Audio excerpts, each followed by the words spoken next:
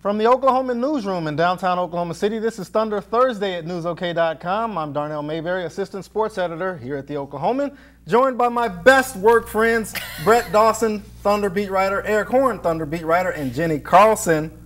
What are you laughing at? Just you. It's just you. I'm laughing at you. Esteemed columnist Jenny Carlson, thanks for joining us. A lot to talk about today since we last sat at this desk. A lot's happened. Sam Presti's been a busy man. Paul George is in the fold. Patrick Patterson's in the fold. Andre Robertson, late last night, signed a 3-year, $30 million contract. We'll get into all of that and much, much more. Guys, let's start with Paul George. The move that no one saw coming. How did this happen? There's still some questions about how exactly it happened, but I wrote a story about it going back to last fall when the Thunder, signed those guys that I can't think of right now, Steven Adams and Victor Oladipo. One of them's still here, but when they signed them to their extensions, that locked in numbers that they could present to other teams in the event that a trade came along that somebody would want for one of those guys. Indiana had a special interest in Victor Oladipo. They also thought a lot about Domantas Sabonis, who is now in Indiana. And lo and behold, Sam Presti pulled off some magic. You thought it would have taken more to get Paul George than just 2 players, maybe some first-round picks, which the Thunder couldn't have offered Indiana in the near future. I mean, not until 2022 was the next time that the Thunder could give away a first-round pick. But kudos to Sam Presti for getting one of the NBA's best. I wonder, you're right. I think I'm still a little bit in shock that Paul George is a member of the Thunder. I'll just flat out admit that. And I'm probably somewhat still in shock at what the Thunder gave up in exchange for Paul George. But we were talking about this the other day, that as it relates to Victor Oladipo, I don't think it can be understated how much of a hot commodity he is in the state of Indiana. Played 2 years at the University of Indiana University, however they say it, IU, probably the second, right? Okay, got it. But he is a beloved figure there. And granted, he's not on the level of Paul George. I'm not saying that. But I think there was extra value in him for the Pacers that you might not have gotten from other teams because people really like him there. So, that to me is probably, you can't put a dollar value on that. I don't know how much value the Pacers see in him beyond what he can do on the court. But I think, they were hand-tied by the fact that Paul George let it be known, I want to go play for the Lakers. So they weren't going to get players in return probably that were of the combined quality of Paul George. But I think that aspect of Oladipo is probably a little bit of a salve for them. Jenny, you mentioned Paul George's stated desire to play in L.A. Brett, this move does not come without risk, right? Right, absolutely. I mean, his agent made it very clear he wants to be with the Lakers. It's everybody around the league knows that he wants to be with the Lakers. And he can opt out after 1 year. So you've got 1 year guaranteed of Paul George. Now, what you have if you're the Thunder, you have another guy who happens to be from Los Angeles, who was a Laker fan growing up in Russell Westbrook. And so maybe you've got a year for Russell Westbrook to make a pitch to Paul George that, hey, LA's great. I love it there. I love the Lakers growing up. But here, we can win. We can do something special together. If Paul George goes to the Lakers, now look, if the Lakers go out and get LeBron James on top of it, that's something. But the Lakers, as currently constructed, adding Paul George doesn't put them on the Thunder's level with Westbrook and George together. You'd be taking a situation where you'd be a part of a team that has a chance to at least compete to get to the Western Conference Finals, and you'd be going to a team that really is they're depending on you in much the same way the Pacers were. I understand the bright lights of LA, New York, Miami, whatever. I get that. But if you want to win basketball games, aren't you looking at the Lakers and saying, this franchise has been a mess for a while? I mean, they made the Kobe thing really a rock in the stream that changed the trajectory of that franchise. They've had good players, but they're just a mess. And it looks like with the Buss family, they've fired family members. Who's doing what? I get it. I know it's LA. I know it's a lot of fun. But basketball-wise, wouldn't that be frustrating as a player to be on a team that had so much upheaval, I guess? Yeah, and I think Paul George is probably going to go. Despite the fact that the Thunder is clearly a better organization than the Lakers as of now, Paul George has had his eyes on LA for quite some time. I mean, even before the trade deadline, there was stuff leaking out that Paul George was going to the Lakers. But from a Sam Presti standpoint, in terms of appeasing to Russell Westbrook, keeping him honest and saying, look, we're doing the most we can to keep this franchise going after championships. As daunting as that may seem, going up against the juggernaut that is Golden State, it shows Russell Westbrook that you're still committed to trying to go after championships now. And worst case scenario, I feel more confident in Sam Presti getting more for Paul George at the trade deadline if he wanted to trade Paul George than what he gave up to get him going to Indiana. I agree with you, Eric. To me, it's a risk, but it's almost a risk that you have to take to send that message to Russell Westbrook to say, look, we are all in. Russell Westbrook is entering the final guaranteed year of his deal, and he could get away next year as well. So you have to send a message to him to say, we're going to do whatever we can do to surround you with the best players possible. We don't want you to have to go out there and average a triple-double again. It was great. We had fun with it, but here's some help. Yeah. And Patrick Patterson and Paul George present Russell Westbrook with some help. So from that standpoint, I think the Paul George move is a risk, but I think it's also sort of a no-brainer when you can get a top 15, top 20 player, all NBA caliber player for Victor Oladipo and Domantas Sabonis. I think you pull the trigger on that every day of the week. Brett, how does it fit? How does Paul George fit in Oklahoma City? Well, I think it fits pretty well. We talked when the Clippers went out and got Chris Paul about having two guys in Chris Paul and James Harden who need the ball, and how's that going to work? How they got some things they have to figure out. The Thunder has less to figure out. They built a team. They tried to build a championship contender, and they did with Russell Westbrook and an elite big wing scorer. Now, Paul George isn't Kevin Durant, but he's the closest thing you could get. He's the closest thing on the market. He slides right into that. If you look at what they've done around him, Patrick Patterson, you mentioned, Patterson is going to be offensively, he's going to do some of the same things that Serge Ibaka did. You can park him in the corner. He can shoot threes. They've created a team that I think complements Russell Westbrook's skills, a team that's going to be able to spread the floor better, that maintains its defensive flexibility. And you add Paul George and Andre Robertson together, you've got one of, if not the best combination of two wing defenders in the league. What do you need to beat and compete with teams like Golden State? You need really good wing defense. I think what the Warriors did last year with the sort of the bringing together of all that talent, I think, to echo what Brett said, I think a lot of people assume if you just throw a bunch of superstars on the court together, 2, 3, whatever, it'll all work out. I mean, and it did work out for the Warriors, granted. But I do think it required some cohesion. It took some time. So I think it'll take some time for the Thunder. But I like this pairing of Westbrook and George more than Harden and Paul. And I know you and I had some back and forth about Chris Paul and how he's going to fit in Houston. But I think it's a lot easier to see Paul George and Russell Westbrook meshing together than Harden and Paul. Not to say it won't work, but I just like I like the potential combo better here in Oklahoma City. There were a couple of things after the deal was done that have been said throughout the media that I think need some clarification or maybe are kind of misconstrued about Russell Westbrook deferring to Paul George. This is still Russell Westbrook's team. Russell Westbrook's still the leader of this team, is going to be the leader of this locker room, and I think this team has taken Russell Westbrook's attitude throughout this past entire season. Don't you think a guy like Russell Westbrook is going to be happy to have a guy like Paul George next to him when he was shouldering the load of the offense down the stretch in games last year? Russell Westbrook is going to be more than happy to have a guy that he can throw a pass to and be able to hit a shot. There weren't a lot of guys like that playing with Russell Westbrook down the clutch at the end of games last season. Billy Donovan often went with defense-first lineups surrounding Russell Westbrook at the end of games. He trusted Russell Westbrook in those roles. Now you've got a guy that, okay, you can go defense first, but Paul George is an elite defender and elite scorer. And also keep in mind, Paul George has never played with a point guard like Russell Westbrook. And he's had Jeff Teagues. He's had guys like Monta Ellis around him, Lance Stevenson's. He's had some good players at the guard positions around him, but he's never had a guy that's going to draw the attention that Russell Westbrook does night in, night out. It's going to make Paul George's life easier, too. It's going to feel weird just seeing Paul George in a Thunder uniform. Yeah. It is. It is. And have they decided, are they going to give him the number 13? Have we figured that out yet? Got to. They didn't give it to Deion Waiters. He wanted it. I think you got to give it to Paul George. Got to give it to Paul George. It's a built-in nickname. It was amazing when the guy didn't have it. It was crazy that he used to not wear 13. Which you got to is give it to him. Another story. Yeah. The other number he was wearing and why he was wearing 24. Eric, Give you've it got some some time. information Give it on some that time story. here. Kobe. He was a big Kobe fan. Like For those who Kobe don't know, fan. he was a big Kobe Bryant fan growing up. He grew up in Palmdale, California. Is that it? Palmdale, California? Yeah. About an hour or so, hour and a half north of L.A. He's a big Lakers fan growing up. He's always wanted to play for them. It was his childhood dream. He was a huge Kobe fan. He wore number 24 because of him. These are all reasons why it's a risk, because he's enamored with that franchise. He's from there. He wants to get back there. So let's just enjoy this year while we can.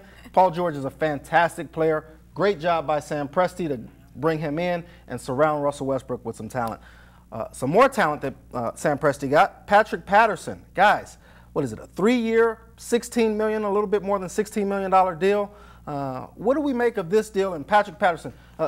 Brett, you know him from his Kentucky days. What can you tell us about Patrick Patterson? Well, you know, what I know about him and what some people have told me about him in the last couple of days, he's a great teammate. He's a guy who does what you need him to do for the team. He scored double-digit points. He averaged double-digit points in Houston early in his career, in Sacramento in the first year after he was traded. In Toronto, he's been more of a sixth-man guy. He spreads the floor. He's a really good defensive player. I talked to Kevin McHale this morning, who coached him in Houston.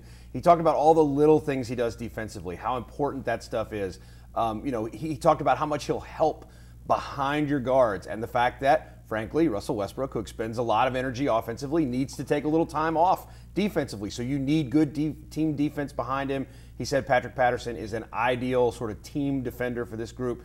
He stretches the floor. He lets you put Robertson on the block a little bit while he stands in the corner and shoots threes. He's a really nice fit at a pretty good price in this market. Eric, is Patrick Patterson a better or worse fit than Taj Gibson? Who's the better player among those two? Well, I think if you factor in age, I think Taj Gibson's probably a better player now. But if you factor in what the Thunder wants to do going forward in terms of spreading the floor, I think Patrick Patterson has the more upside. You know, he's 28 years old as opposed to Taj Gibson's 31 or 32.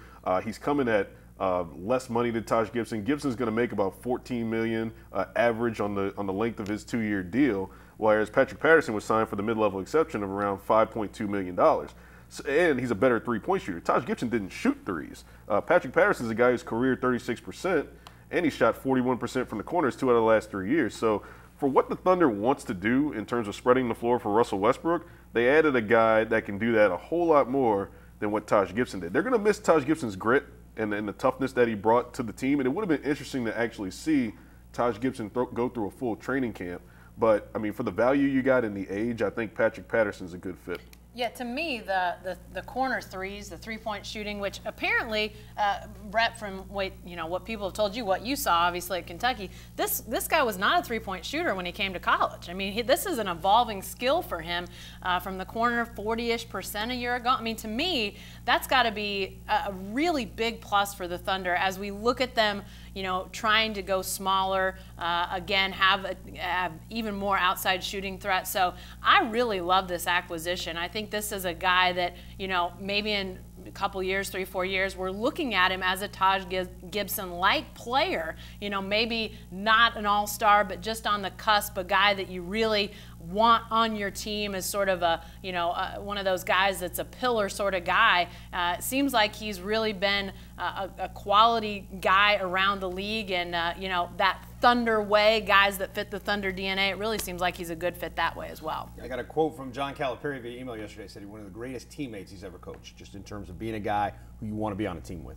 Also factor in, considering the Thunder's salary cap restraints, this is a really good deal. For them to be able to get a guy who's comparable to Taj Gibson and not have a ton of drop-off at that power forward position, starting power forward, it's incredible. I mean, we had talks and we had an idea that Rudy Gay was going to be a guy that the Thunder could potentially bring in. He clearly didn't want to play for the mid-level. He's going to be outpriced. He outpriced the Thunder. So to be able to get a guy in Patrick Patterson who, can contribute on both ends of the floor, I think it's a good deal. Yeah, it's really been an incredible offseason for Sam Presti. We went from saying they're in a bad spot to they get Paul George, Patrick Patterson. That's a more appropriate way of putting it. They're in a bad spot compared to what we said. A little more colorful language we used, but they were in a bad spot, and Sam Presti has really, really made great strides to get them some help.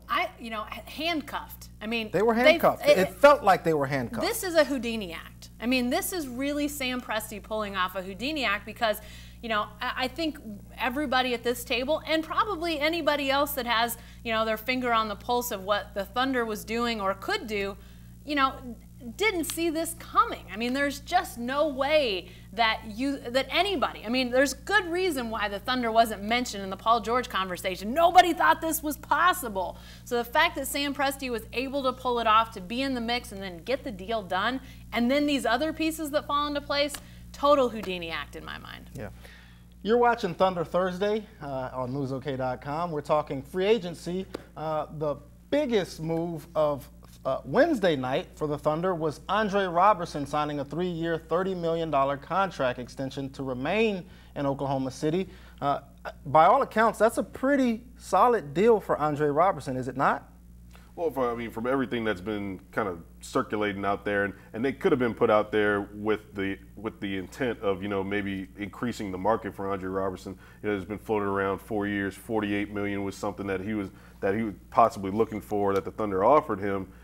To get him at 3 years is probably a pretty good deal, and to get him at $10 million when we thought he might be in excess of $12 million to get Andre Robertson. The restricted free agent market hasn't opened up that way for anybody besides, those max players like maybe an Otto Porter from Washington. It seems like a pretty reasonable deal for Andre Robertson to come back to Oklahoma City. But a lot of things seem reasonable when you got Paul George. Paul George makes this deal a lot more palatable for the Thunder because when you got Paul George, it's like, okay, we can go into the tax now because we have a team that's going for this. Whether or not the Thunder can win it or not, I don't think they can, but it makes it easier to bring back Andre Robertson at a deal of $10 million on 3 years, or $10 million average or whatever, because you've got a guy like Paul George. So Paul George might have made Andre Robertson some money. Brett, we know what Andre Robertson does well. We know what he doesn't do well. What were your initial impressions of the deal and how he now fits in this new look starting lineup? Yeah, I think it's a good deal. I think if you look at sort of the restricted free agent market, like Eric said, that's drying up a little bit. And look, he wanted to be in Oklahoma City. The Thunder wanted him back. Those are the two most important factors. Sam Presti told us in exit interviews a couple days after the season, if this thing gets to an offer sheet, it becomes a lot more complicated. It becomes a lot harder to bring him back. They didn't want that to happen because they wanted him here. And the reason they wanted him here is because they feel like he's an elite defender and he's a big part of their culture. He's a contributor to winning.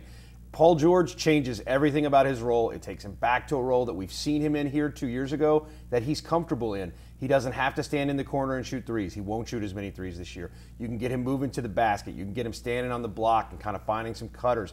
He can do a lot of different things offensively that sort of minimize his weaknesses. Having guys like Paul George and even Patrick Patterson, because of the way he spreads the floor, that opens things up for him that Taj Gibson didn't. This is a different kind of lineup.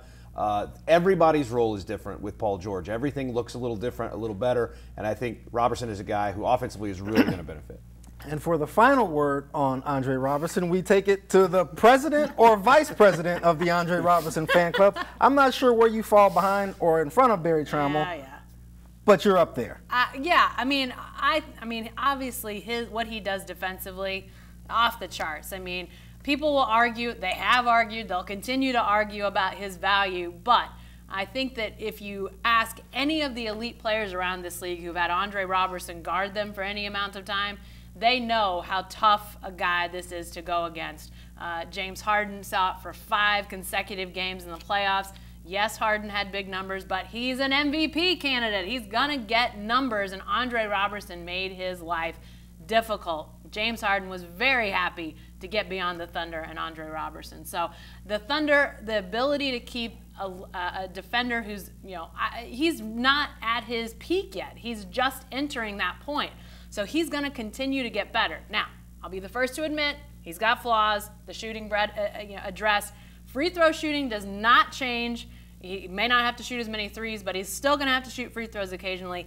The Thunder has to get this figured out. I'm actually writing about that for tomorrow, Darnell. Guys, I think the whole shameless plug. The whole free throw thing, I think it's saying it's overblown, maybe unfair or maybe not accurate. Billy Donovan should have taken him out of the game in that playoff game.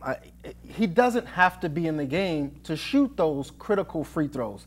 So I think fans sort of looked at it like, we can't give him this money because he can't make free throws. Well, he doesn't have to be on the court to take those free throws. Well, go ahead, Eric, because I think we're going to say the same thing, so go ahead and say it. Maybe. Well, I mean, Andre Robertson could have potentially made himself some more money if he just made 2 or 3 more free throws a game.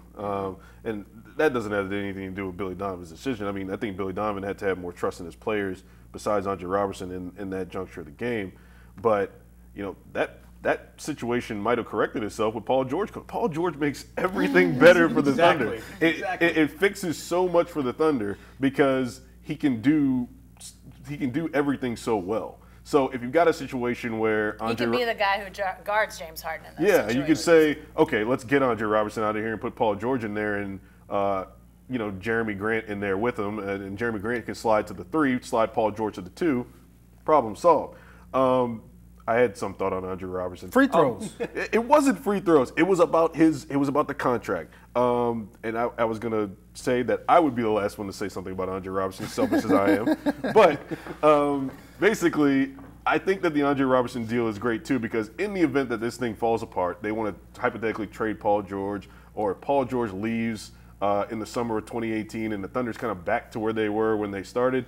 Would you rather be looking to trade Andre Robertson with 2 more years left on his deal at $10 million per, or 3 years left on his deal at whatever that cost would have been? It's a much more easily movable deal than it would have been otherwise if he had a 4th year on there, or a guy who's really limited offensively. Was that what you were going to say, Brett? Well, yeah, I think the main thing I was going to say is we've talked about this a bunch, that they felt like they had to have him in the game at the end of the game because of his defense, and that was, despite the free throw shooting, they felt like he had to be out there. Well, now Paul George can be out there, and you can play, as Eric said, you can play Jeremy Grant, or you can play Alex Abrinas if he can be a little bit more competitive defensively, and you have an extra shooter out there. So you just have so many more options. We're going to say this a million times between now and the start of the season and during the season, that Paul George just changes everything about your rotations, your outlook, your philosophy on all kinds of things. Okay, guys, last thing.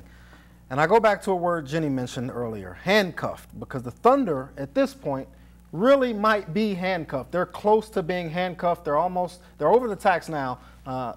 Another move and they'd be hard capped where they can't do anything.